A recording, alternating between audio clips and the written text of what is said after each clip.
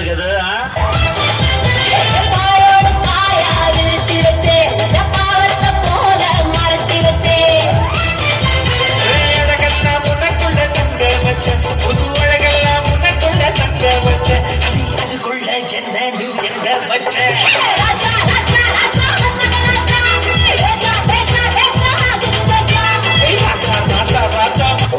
సన్నగా ఉన్నావు, ఏంటో నీ ధైర్యమా?